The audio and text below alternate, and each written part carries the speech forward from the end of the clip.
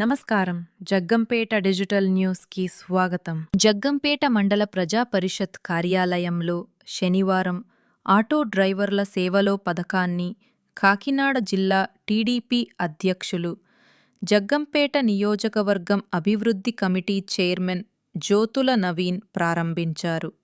ముందుగా రావులమ్మ నగర్లోని తెలుగుదేశం పార్టీ కార్యాలయం నుండి ఆటో డ్రైవర్లతో కలిసి జ్యోతుల నవీన్ ఆటో నడుపుతూ ర్యాలీగా మండల ఆఫీసుకి చేరుకున్నారు. జగ్గంపేట మండల టీడీపీ అధ్యక్షులు జీను మణిబాబు అధ్యక్షతన జరిగిన కార్యక్రమంలో జ్యోతుల నవీన్ ఆటో డ్రైవర్లకు చెక్కులు పంపిణీ చేశారు.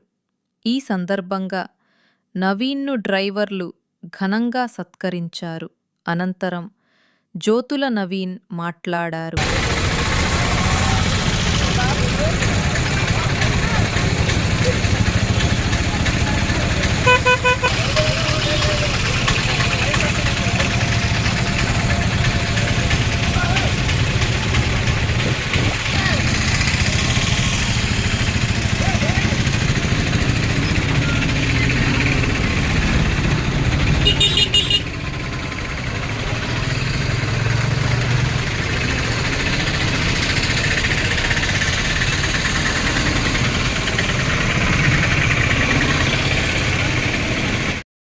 అందరికీ కూడా పేరు పేరున నా హృదయపూర్వక నమస్కారాలు తెలియజేసుకుంటూ, ఇక్కడికి విచ్చేసిన మీ అందరికీ కూడా పేరు పేరున నా హృదయపూర్వక నమస్కారాలు తెలియజేసుకుంటున్నాను. సోదరులారా, పత్రికా విలేకరులకు ప్రత్యేకమైన ధన్యవాదాలు తెలియజేసుకుంటూ, అతి ముఖ్యంగా ఆటో సోదరులు తన జీవన శైలిలో రోజు కూడా ప్రమాదంతో ముడిపడిన ప్రయాణం మీది.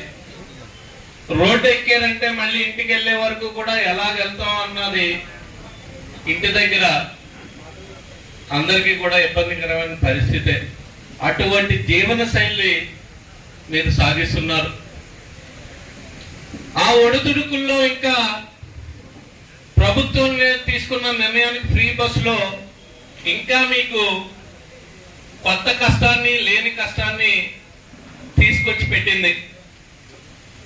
దాన్ని పూడ్చే విధంగా చంద్రబాబు నాయుడు గారి ఆలోచనతో ఈరోజు ఆటో వారి సేవలు అని 15,000 రూపాయలు మీకు ఇవ్వడం జరుగుతుంది. ఇది మీ కంటి తుడుపు చర్యగానే సరిపోద్ది, కానీ మీ జీవనానికి కానీ జీవన ప్రమాణానికి కానీ పెంచడానికి సరిపోదని మా అందరి ఆలోచన కూడా. కానీ ఒక్కసారి బాధ్యత గల పౌరులుగా, ఈ రాష్ట్రం గురించి ఆలోచించే పౌరులుగా, భావి తరాల భవిష్యత్తుని కాపాడే దిశగా మన అందరి ఆలోచన కూడా ఉండాలి. అంటే ఒక్క నిమిషం మన చంద్రబాబు నాయుడు గారి గురించి తెలుసుకోవాల్సిన అవసరం ఉంది. ముందు ఎన్ని చేసినా, హైటెక్ సిటీ నిర్మించినా, ఉమ్మడి రాష్ట్రంలో ఏ పనులు చేసినా సరే రాష్ట్రం విడిపోయింది. విడిపోయిన తర్వాత ఏం చెయ్యాలి అనే తోచన పరిస్థితుల్లో మళ్ళీ తెలుగుదేశం ప్రభుత్వం ఏర్పడడం జరిగింది.